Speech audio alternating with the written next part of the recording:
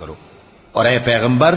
نیکوکاروں کو خوشخبری سنا دو، اللہ تو مومنوں سے ان کے دشمنوں کو ہٹاتا رہتا ہے، بے شک اللہ کسی خیانت کرنے والے ناشکرے کو دوست نہیں رکھتا۔ جن مسلمانوں سے خواہ مخواہ لڑائی کی جاتی ہے ان کو اجازت ہے کہ وہ بھی لڑیں، کیونکہ ان پر ظلم ہو رہا ہے، اور اللہ ان کی مدد کرے گا، وہ یقیناً ان کی مدد پر قادر ہے۔ یہ وہ لوگ ہیں کہ اپنے گھروں سے ناحق نکال دیے گئے، انہوں نے کچھ قصور نہیں کیا، ہاں یہ کہتے ہیں کہ ہمارا پروردگار اللہ ہے، اور اگر اللہ لوگوں کو ایک دوسرے سے نہ ہٹاتا رہتا تو خانقاہیں اور گرجے اور یہودیوں کے عبادت خانے اور مسلمانوں کی مسجدیں جن میں اللہ کا کثرت سے ذکر کیا جاتا ہے گرائی جا چکی ہوتی،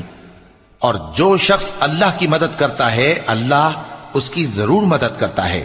بے شک اللہ توانا ہے، غالب ہے۔ یہ وہ لوگ ہیں کہ اگر ہم ان کو ملک میں حکومت دے دیں تو نماز قائم کریں اور زکوٰۃ ادا کریں اور نیک کام کرنے کا حکم دیں اور برے کاموں سے منع کریں،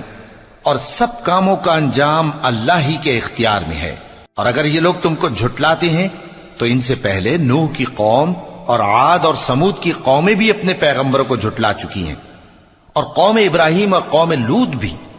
اور مدین کے رہنے والے بھی، اور موسیٰ بھی تو جھٹلائے جا چکے ہیں، لیکن میں کافروں کو مہلت دیتا رہا، پھر میں نے ان کو پکڑ لیا، تو دیکھ لو کہ میرا عذاب کیسا سخت تھا۔